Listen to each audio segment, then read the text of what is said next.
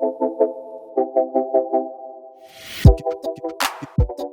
I'm Tony Snell, former Lobo. Hey, I'm Ashley Snell, and this is episode 89 of Talking Grammar.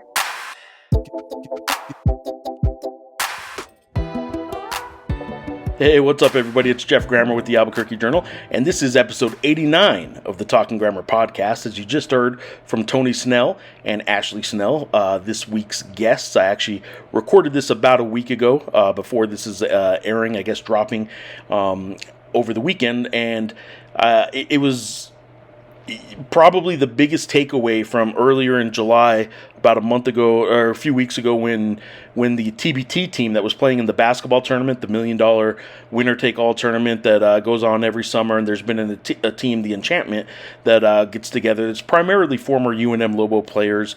They put together an all-star kind of game, a tune-up game for the Enchantment to get ready for the tournament. And on that team this year was Tony Snell, the 9-year NBA veteran, who is just one of the most popular former Lobos, certainly in recent memory. And it was a guy that very clearly established a reputation as a non-talker, very quiet and very about his business. And he opened my eyes. The biggest takeaway, in all honesty, the biggest takeaway is how many people were just blown away by how much Tony Snell now talks. And for those that don't know, it did make the rounds, millions of views online from the 4.5-minute segment that he and his wife did in June of 2023 on the Today Show, talking about getting their son, their oldest son. They have two sons. They live in Florida, and they have two sons, and their oldest son wasn't really showing the development that maybe the benchmarks that children show. So they had him tested for autism, and sure enough, he was autistic. But as they were filling out kind of the paperwork and the questions and some of that stuff, a lot of it started clicking with Tony, and a lot of it was sort of like an aha moment, if you will. Tony, who's now 31 and like I said, played 9 years in the NBA, was a 3-year star for the Lobos. He decided to get himself tested. And sure enough, a rarity, not only for anybody just to decide that, but certainly as in the adult years.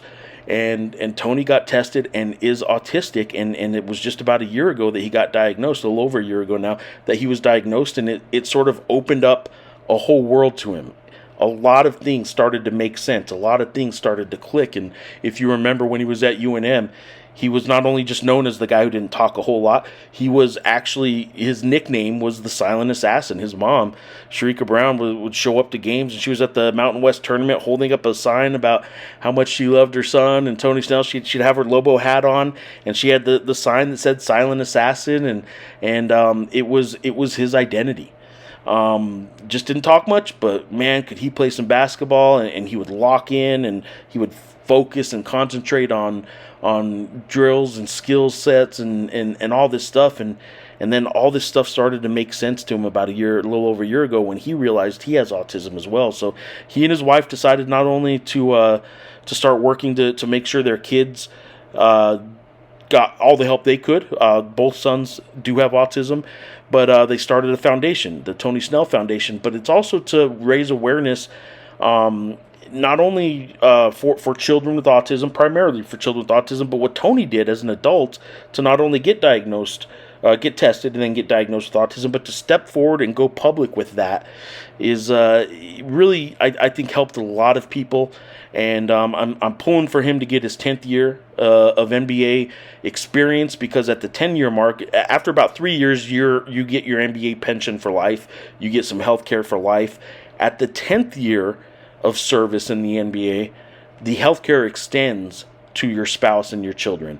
One more season for Tony Snell. If he makes a team this year, so we're all pulling for him. If he makes a team this year and gets one more year of service at NBA, he will have the NBA's pension will extend the health care to his spouse and his children for life. And man, that's big, because both of his sons are going to have a long road ahead, and it's a road that they hope to make a little smoother for not just their own children, but for all children. I thought it was fascinating that Tony Snell, not only in the interview a year and a half ago with Craig Melvin, a little over a year ago, not a year and a half, but last summer told Craig Melvin of the Today Show he doesn't think he'd be in the NBA today had he been diagnosed with autism as a child, because it used to have such a stigma that not only would coaches and players maybe stay away from somebody with autism, he might not have ever even really played. He might have been separated and put into a special education class that didn't have the same opportunities otherwise. So those are the stigmas, and those are the hurdles that they want to sort of help clear if they can. They want to help families, young parents that are trying to navigate how to go through this with their children with autism. And I just think it's fascinating what Tony is doing.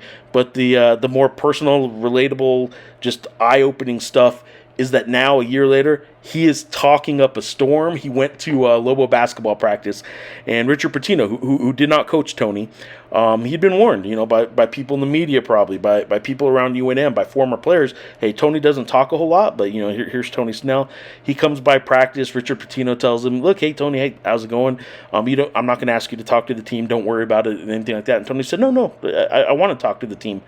Tony talked to the team for 15 minutes. He did a post-game interview with me after that All-Star game in the pit playing that TBT team, and he talked to me more in about a 5-minute quick post-game interview than I recall talking to him at any one time over the past little over a decade that I've known Tony. Since I covered him, it was just eye-opening to me, and I asked him at one point in that interview, why? What opened up, what clicked, what changed that you're now talking? And he said, he was talking about feeling blessed. It was a game that one of his close friends, former teammate Drew Gordon, was being honored after he died this offseason. It was honoring 3 former Lobos who died unexpectedly this offseason, but Drew Gordon was the guy that Tony played with. And it was in that moment that he was like, I'm feeling blessed, and I need to share my story. I need to share this with former players, fellow players, younger players. Just I need to share my story more. And he told me, he said, I can't be a mute forever. And he is now a guy that still not as totally comfortable in the social setting and talking as other people might be, as his wife is, but he is a guy that is now trying to open up. He says he has a story to tell and he wants to share it. He feels blessed to be able to share it, and that's sort of where he's at now. He is working his butt off to get that one more year of NBA service, and he's also working his butt off to share this story and try and help people like his sons, try and help people that are going through something like he went through and is still going through. It's okay to be different, but it helps to understand what is different sometimes, right? And getting diagnosed with this was a big part of Tony Snell's sort of aha moment and opening and feeling a little more comfortable with certain things. And speaking is one of those things. So I was a little bit blown away that he was willing to do the podcast at all, but B, like you're about to see here in just a minute, how much more he talks today than he ever did before. Now, his wife still does a lot of the talking, especially on behalf of the foundation and stuff like that. But anybody who knew Tony Snell a decade ago when he was a Lobo knows that this is a different Tony Snell, and it's really cool to see. It's really cool to see. His closest friends around him last week were telling me the same thing. Just how heartwarming it is to see Tony open up the way he has opened up. So hope you enjoy this podcast. Hope you enjoy this conversation I had with Tony Snell, and just him trying to spread the word and spread awareness. TonySnellFoundation.org. I'll put it up on the screen a little bit during the interview as well. But hope you enjoy this. Hope you enjoy all these podcasts we're doing on the Albuquerque Journal Podcast Network. And if you get the chance, you could help us continue bringing you stories like this, not only in the print edition and online with our stories and videos, but also with podcasts like this. You can subscribe and help local journalism. abqjournal.com/subscribe is how you can get a digital subscription, a print subscription, or both. You can combine them. But for now, I hope you enjoyed this episode 89 of the Talking Grammar Podcast with Ashley and Tony Snell.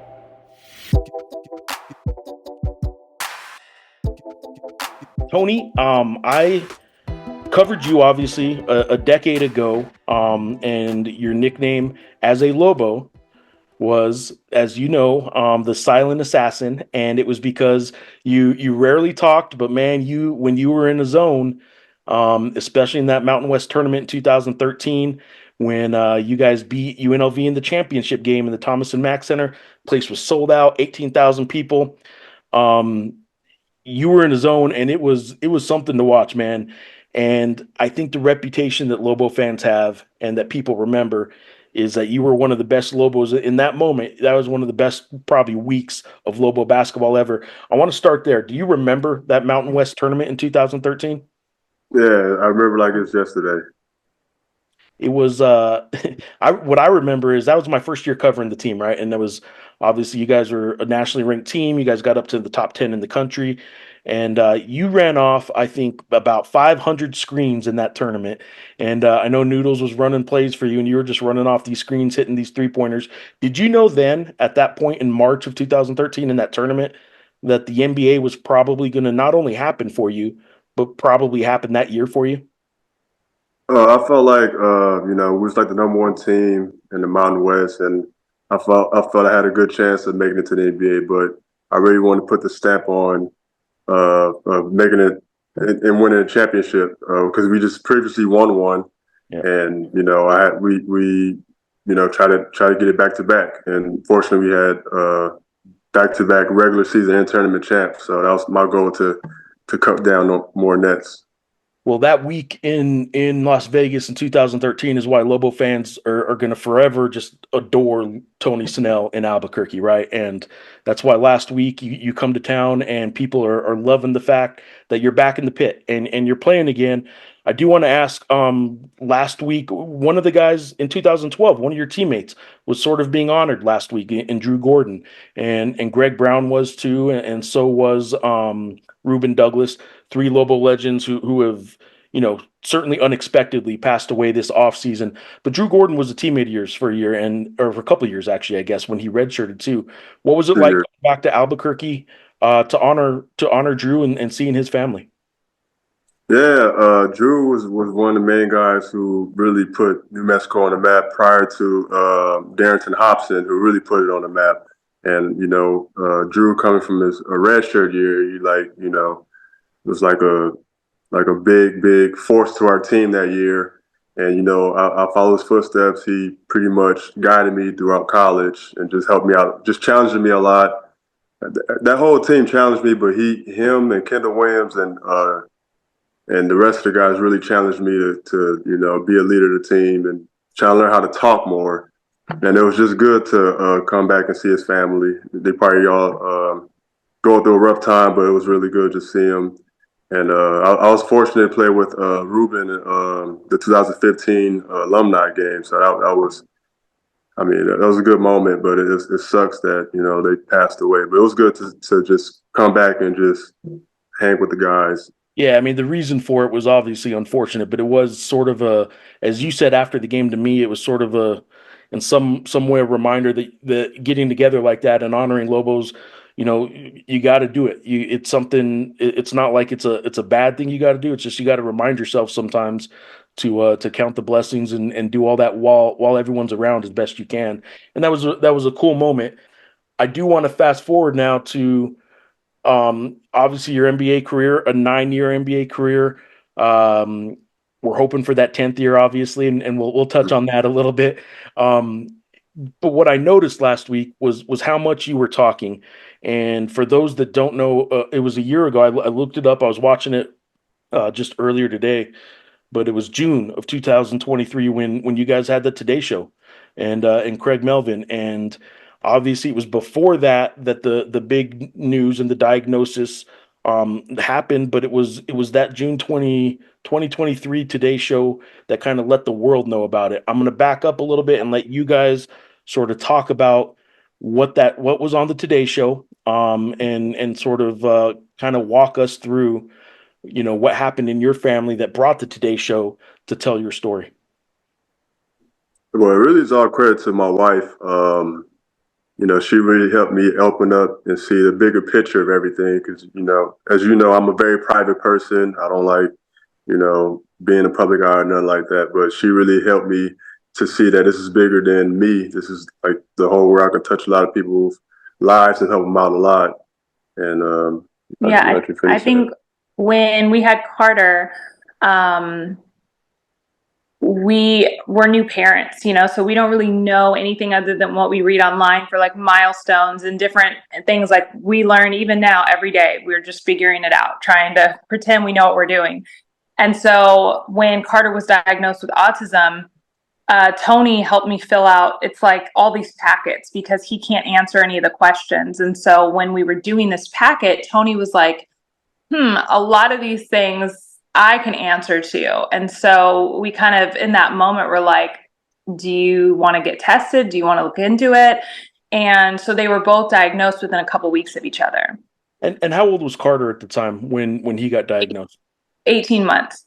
And even that's kind of hard at that age, right? Like to get someone of that age, that young, diagnosed. Sometimes there's a lot to go through it. I mean, it's kind of daunting to make parents go through something like that, and you're trying to figure out, like you said, the milestones. I have two daughters, and you do kind of check the milestones, right? And you're so happy when your child's, oh, look, a little ahead of this milestone, but like falling behind on this milestone, and you just start looking everything up, and that can be dangerous sometimes when you're looking too much stuff up yourself, because it doesn't matter what you look up, sometimes you'll find something wrong. But in this case, you kind of, I think I remember, Ashley, you sort of saying a lot of the stemming was kind of alerting you that it Yeah. wasn't there. Yeah, and he wasn't speaking, and then the OCD behavior with organization and stacking toys and different things like that. And doctors had kept saying the word autism to me, and I didn't know autism. The only thing that I had kind of heard about autism was negative things. And so I think for us, when we're faced with this autism diagnosis, that's when it was like, hey, well, when we heard it, it was negative. So now that we're learning about it and it's not negative, we need to tell the world, because if people are thinking like us, what kind of world are we paving for our son? And I think that that's kind of how we came about doing the Today Show and just transitioning our foundation and creating as much as a life for our children and for Tony that is accepting and helping others to not feel alone in their journey. And what blows me away about that is Tony's already said it, even in this interview, very private person, not just because that's just a personal choice necessarily, but it has to do with the makeup, in your body, in your soul, you have something that sort of makes you close up a little bit to people in general, and that's just who you are. And the idea to not only get diagnosed, to seek, to talk to the doctor and see if what you have, and then get diagnosed, but the idea to go out to tell the world about it is what blew me away when I saw that day. I imagine your phone was just blowing up, for probably still is, but like a year ago, I imagine for weeks your phone was blowing up to the point that, like, I can't imagine you even want a phone that bad, but like you probably had thousands of messages from people, just like I was, just not. It's weird because, like, I covered you, right? We don't know each other super well, but I covered you. That's as well as I know you, right? But I was so proud. Like, it was weird how proud I was to see you doing that, and the teammates that know you and the people who know you, every one of them, just so proud that you did that. I'm curious, did it take a little nudging, or were you on board from the start, Tony, to go ahead and tell that story publicly?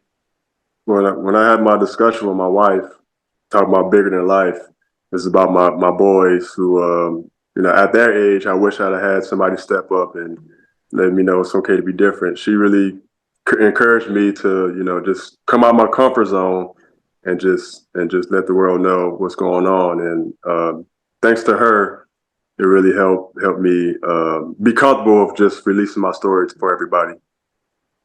Remind me right now, and people watching and listening to, your two boys now, how old are they? And tell me their names again. Carter is 3 years old. It's my oldest, and we have Kenzo, who's 2 years old. How are they doing right now? Are they basketball players? Yes, yes, Yeah, yes. Carter's already dribbling, shooting hoops. Kenzo likes to chase the ball around, but they both spend the majority of their day in our basketball court. That's awesome. You telling that story, Tony? Any Tony and Ashley both. Any regrets for going out publicly with that? I mean, were there times where you got more attention than you guys you wanted, or in hindsight, a year later after telling this story, any regrets? Anything over the past year? I have zero regrets. Zero regrets. It's just people understanding what it is, just trying to spread the knowledge of what autism is, and just trying to remove the stigma of what the past is. There's nothing wrong with being different, and yeah, I'm happy everything that came out, and I'm appreciative of everybody who reached out to me and like help me understand that I did a great thing from opening up, whereas back then I wouldn't open nothing up. So it was just good to see my growth. I'm still continue to strive and grow, but it was just good for everybody who reached out, just thanking me for opening up. Before I get to what you guys are doing now, and how people can kind of learn more about this, help you guys, and what you guys are working on, and just what people should do a little bit, I do want to go back to one thing you said in that interview that blew a lot of people away, including myself. And the more I thought about it, the more I realized what you meant. I think Craig asked you, I can't remember exactly what he asked you, but the long and short of it is you basically said you don't know if you would be the man you are today, which probably includes you're not sure if you'd be in the NBA today, had you been diagnosed at that age. And when you first hear that, you're like, well, wow, well, why is that? But it makes sense because you're 20 years ago, 30 years ago, you get diagnosed with this or whatever, and you are sort of separated from every other kid kind of at your school, and you're put in special education or whatever, which doesn't need to have a stigma. It's okay, but it wasn't treated the same necessarily when you were that age as you guys are hoping it will be now for your kids and for other kids. And I'm curious if you still kind of stand by that. Would you have been in the NBA had you been diagnosed as a young child? Probably not, honestly, because there wasn't much research or that much knowledge of what autism was back in the day. And even still, I mean, it's a lot better in today's world, but back then there wasn't no social media and people wouldn't know how to handle somebody being autistic. Yeah, at the end of the day, you have to remember, like, the NBA, professional sports is a business, and they still are not past looking at any differences as liabilities. And so that's something that we're working on, being advocates to help kind of remove that stigma, because, while we look at it personally, they look at it from a business standpoint. And there would have been no place for someone with any sort of diagnosis, disability, anything like that back in 2013, let alone maybe him even getting into a college. People would have just overlooked him just because of the diagnosis, I think, back then. And I think now it's not the same. Like, colleges are not going to overlook you if you have the talent. I don't think the NBA is going to overlook you if you have the talent. That's what we're hoping for. So We're at the end of that segment last year too. Craig Melvin mentioned that you two met at a barbecue. Is that right? yeah. A Jimmy Butler barbecue or something like that, and you guys were talking about wine or something. Yeah. I'm curious, Ashley, how you, when you met Tony, again, because of all this, how you were comfortable, breaking through a little bit, this shy, that when you first meet somebody, you assume it's shy. You don't know much more about it, but a quiet, probably not super talkative person, how you were able to confidently and comfortably just sort of kind of break through that a little bit and not think it's off-putting in any way that he was not talking to you or something like that. I'm curious how that went. How did you guys get to know each other? Well, at a party, especially like if you have a professional athlete, usually they behave a certain way, and usually like they're more outgoing and like with all the girls and talkative, and he was very like to himself. We had conversation, but his eyes were not wandering, and I was just like, okay, this is an interesting individual. I want to know more. And when we would hang out alone, we could talk for hours. So I never really got to know the Tony that other people know. Like, I've never had an issue having conversations with him because I learned from off the bat, like, if it's not an interesting topic, he's not going to dive into it. And if I don't know how to keep a conversation going, it will go flat. and I'm a big talker, so we've been just fine. I'm telling you that there's so many people in relationships that probably hear that and say, man, I wish that's actually how I can tell you with my wife, sometimes I try and listen and I just don't want to, but I try. And then she gets mad because I'm not really paying attention. I think it's so much more simple when you just, if you're not interested, just don't go there. Go talk about something else. I love it. Yeah. And not get offended. I think that's the Right. biggest thing I've learned, especially now that I understand autism better, having an autistic husband and autistic sons. He trained me without knowing about the autism, like not to get offended by like the lack of interest. I'm just like, okay, like, so having my kids, because if they don't have interest in something, like they shut off, they'll walk away. So I'm like, okay, it helped me not to get offended. That's awesome. The teaching's going on all around. Yeah. Which brings me to this. What are you guys doing now? It's not just that you guys got diagnosed for your son and for you, Tony. Um, I am curious, real quick. Does your younger son does he same boat? Has he been diagnosed or anything? Yeah, he's been diagnosed, and Nice. then we're just putting them in both all the therapies possible, and then we kind of revisit around 5 when it's time for school. They're in preschool, but when it's time for like elementary. And you guys did at least initially set up a foundation? Is the foundation still going? Yeah, And tell me yeah. what it is. I'll put it across the screen here, but remind me the name of the foundation and kind of what you guys are hoping to get out of the foundation. So it's Tony Snell Foundation. The website is tonysnellfoundation.org. And I think our biggest thing is we wanted to create a platform utilizing his 9 years experience in the NBA, that we could create a legacy through our foundation for our family.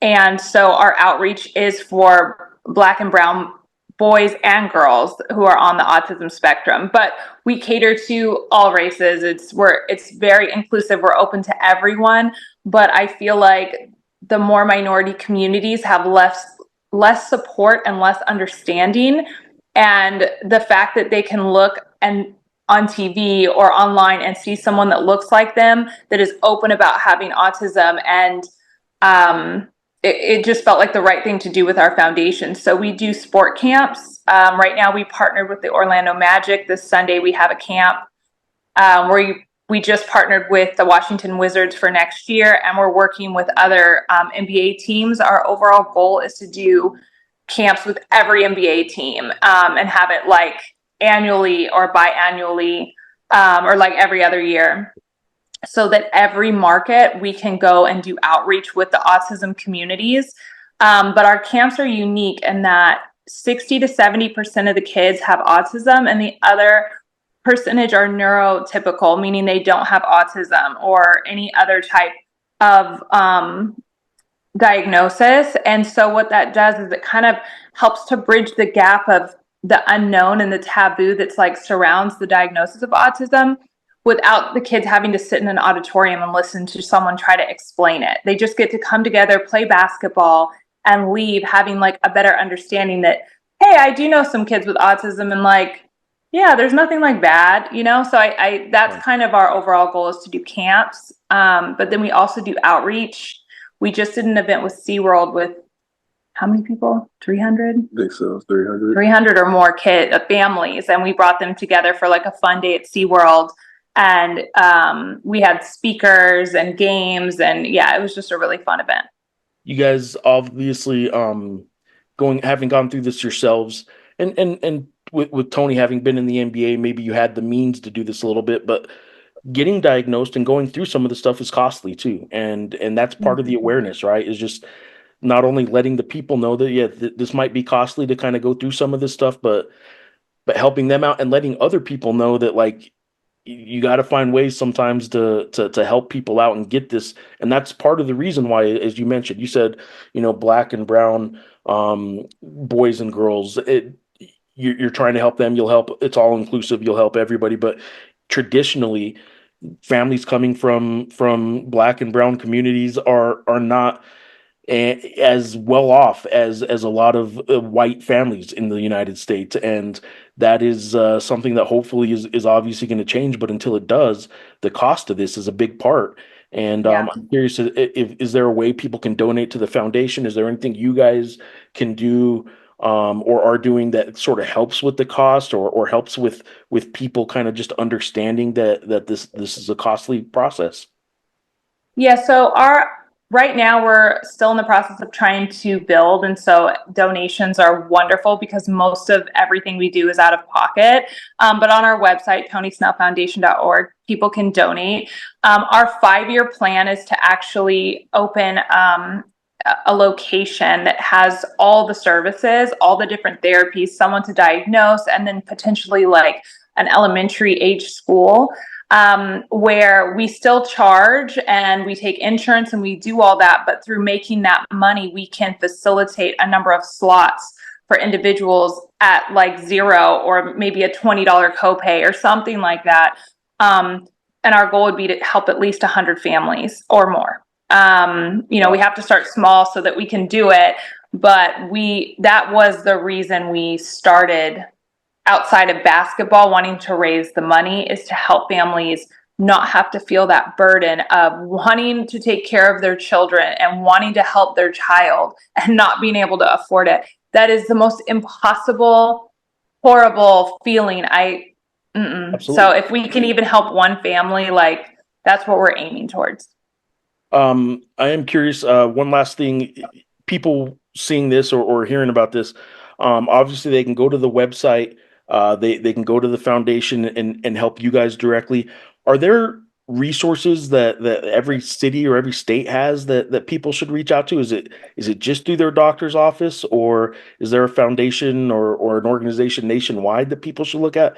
And I'm speaking from a place that I don't really know either. I don't know the answers to any of this. Is there something that everybody kind of in their community should sort of do, maybe, that they can reach out and learn more about all this?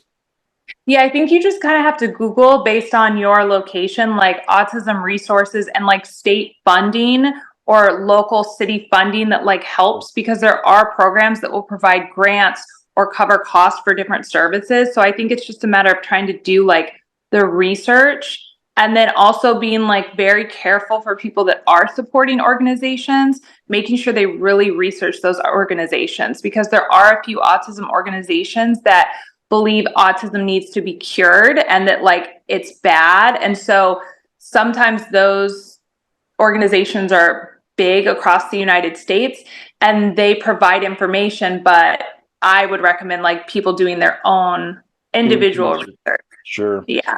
All right. Well, as far as basketball goes, Tony, what's next, man? I mean, you this past year, with the main G League team, you guys get to the championship. You Hmm. have put in 9 years. I will ask, like, for those that don't know, the 10th year in the NBA is a big year, not just because it's in our world, we always look at tens as these big significant numbers, but the 10th year of NBA service is pretty significant for pension reasons and healthcare reasons. Can you explain that a little bit? And are you pursuing a 10th year? Yes, sir. I'm still working towards getting my 10th year. I'm gonna keep working until I get it, and it's really for my family and for my boys. It's bigger than me, and that's what I'm working towards. I won't stop until I get it. And you know this better than I, but correct me on any of this I'm wrong. But at that 10th year, so after I think it's only 3 or 4 years of NBA service, the pension, you do qualify for a pension as an individual and some health care and stuff like that. But once you get to your 10th year of NBA service, the health care for life, if I'm not mistaken, then extends to a spouse and to your children. Is that correct? Yes, sir. Yeah. So 9 years is great, but man, 10 years is what we're pulling for, right? I mean, that's going Yeah. to be significant for your boys, right? Yeah, I didn't make it this far to make it this far. I'm really trying to get that 10 year and take care of my family for life. All right, I know all the masses of NBA GMs that are watching, Jeff Grammer's podcast in Albuquerque. Come on, guys. Yeah. There is one with some local ties that's a coach. I'm going to give him a hard time. I'm going to tell him to make sure to do it. I know Mike Brown at the Kings. His son played for the Lobos. I'm going to bug him to put a word in. Talk to James Borrego, who's from Albuquerque. All the ties I can get, I'm going to tell him. Make sure you guys take a look at Tony. Um, what is when we talk about next and you want to be in the NBA? What does that mean? Are you still? Is this an everyday training kind of thing? Your agent is the one talking to teams, or do you already kind of know what the next step is? Is it a training camp situation? What specifically is next? Well, for me, I'm just staying ready, and I just let my agent handle what he's supposed to handle. And my job is control what I can control, which is stay in the gym, stay in shape, stay ready. And whenever opportunity pops up, just take advantage of it. So that's all I can do. You still pretty good? I saw you just play. I just Hey, saw you in the pit. Looked okay to I feel, me. I feel great, man. I feel great. I still feel young. I still feel like I got a lot in the tank, and I still love this game. So I'm gonna keep going. I will ask one more basketball question. What's one memory from your Lobo days, just to throw a bone to all these Albuquerque listeners or viewers and these Lobo fans? What's one memory of playing as a Lobo that kind of just stands out to you? Well, And for maybe me, it's not. honestly, it really starts with my freshman year, man, playing against BYU, Yeah, playing against Jimmy Fredette, like that kind of atmosphere, how he just a rock star, just from top to bottom, and just I think that really gave me a lot of confidence that year playing against that team during that time with those guys. It's just that second half, man, we pulled it off.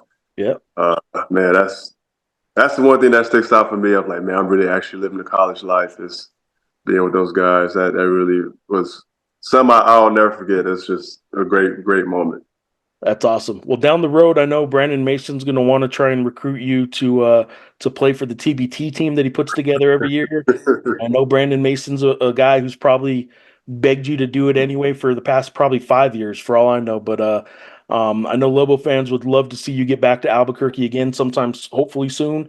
But not until that 10th year and maybe Yeah, 11th and I'm 12th. focused on getting that 10 year. Once I get that, then I can open doors for everything else. So. You guys are awesome, the both of you. Ashley, it was nice meeting you. Is there anything else you guys want to share with people watching or listening that either about the foundation, the kids, or just anything in general that maybe I didn't touch on? Honestly, man, just believe in yourself and just give your 100% whatever you do, and that's it. Really starts to believe in yourself. If you believe in yourself, you can achieve everything. I just want everybody to be able to achieve what they believe in and just keep going. And don't worry about what the world thinks. I did want to tell you real quick. Richard Pitino said you went and talked to the team, and he said you went and talked to the Lobo team, and he walked up to you. He said, he was telling me this. He was like, everything I know about Tony, everyone says he doesn't talk much. He doesn't really like to talk much. So when he saw you, he went up and told you, he's like, you don't really have to talk to the team if you don't want to. And you said, no, I'll talk. I'll talk to the team. And then he said, Tony not only talked to the team, like he talked for like 15 minutes. Like I couldn't even get him to stop. And I'm like, no way, not a chance. And then turns out, yeah, Tony is a lot more free with the talking now, and that's cool to see him. I love seeing it. Yeah, that He's definitely been around happened. the talker for over 7 years, so he's had no He's been choice. learning. Yeah, well, I mean, me talking. I want to discuss that. For me, talking, it really came from Darrington Hobson, who really started Really? off for me. Just him being in that draft and he coming back and trying to inspire. I feel like he kind of passed me a baton to do the same thing. So I wanted to step out of my comfort zone and try to help those student athletes the best way I can with my knowledge. So that's the reason why I really did it, because I wanted to inspire them to to do better and get better. And it's a program where we want to have multiple championships. So that's the reason why I really spoke up. So So credit to Dev Hobson. Darrington, nice, very cool. Butter Yeah. got in your ear a little bit, and you passed it on.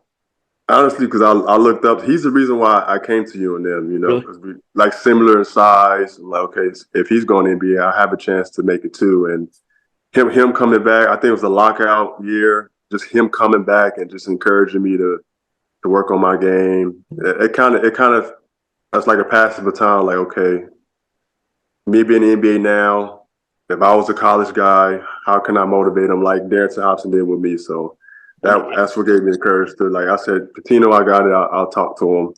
That's why I did it. You and Darrington definitely have some similarities too. I know, like I remember I can see the two of you playing at the top of like a 1-3-1 defense, maybe like defensively when you guys are both at the top of the zone. Yeah. And your long arms are creating these problems for any kind of point guard trying to set up an offense. Like obviously offensively, you guys are both versatile too, but like I in my mind, I go back to seeing you two play defense and at the top of a zone when it's like a 1-3-1 or something. Yeah. Like you guys create problems. For sure.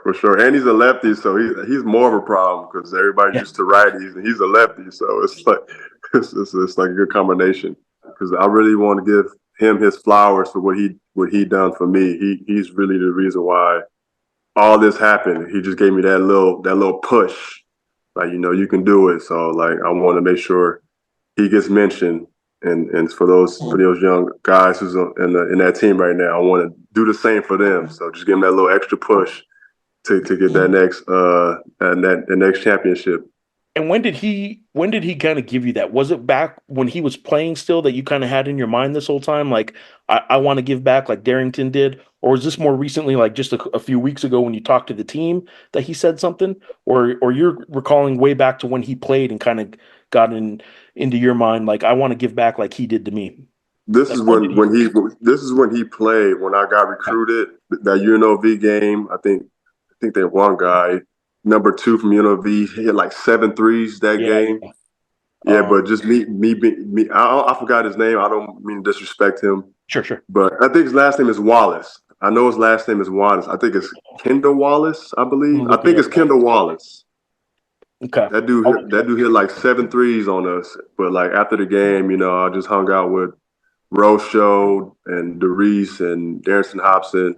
And, he just really just showing me the game. And, just that little conversation really just, it turned something in my head like, okay, I can do it too. Just that little simple conversation. So I felt if I did the same with the young guys, I think it'll click in their head. So that's 10 years ago, more than 10 years ago, probably. Yeah, it's more than 10 years ago, yeah. More than 10 years ago, and it's still in there, though. Like, it's still stick with me. Yeah, even when it was exciting to see him with the alumni game, I just really gave him a big hug, like, thank you for helped me get here. Like, I really, really thanked him for sure. Did you ever tell him before? Huh? Had you ever told him before that moment kind of stuck with you all that time? No, my first time was telling him that's the alumni game. That was my first time telling him. That's awesome, man. Very cool, man. That's a cool story. I'm definitely going to work that in. And again, man, I thank the two of you for your time, man. This is awesome. Yeah, you got to give people their flowers while they're still here, man. That's how I feel, because losing 3 Lobo legends, you got to give them their flowers. So I want to make sure I pass my flowers to those guys. Let them know. Absolutely, man. Appreciate it, man. Appreciate both of you. Ashley, thank you. Tony, thank you. And we'll be talking soon. Sounds good. Thank you. Thank you. Bye. Thanks, guys.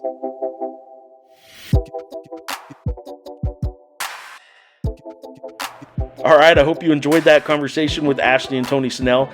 As you noted, or as you noticed, there was a little bit of a break there because I did, at the end of the what I thought was the end of the podcast, kind of say our goodbyes. I still had the Zoom rolling, recording, and I kind of said our goodbyes, but then realized like he had more to say. He wanted to keep going and keep talking, so that was interesting.